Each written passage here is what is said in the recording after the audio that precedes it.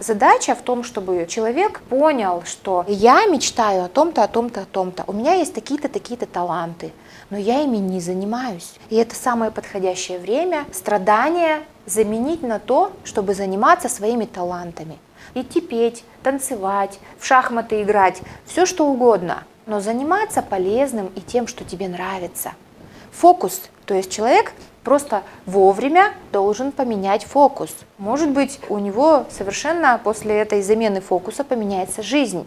И он скажет: я этой жизнью больше жить не хочу. Мне нравится теперь путешествовать. Мне нравится теперь преподавать йогу.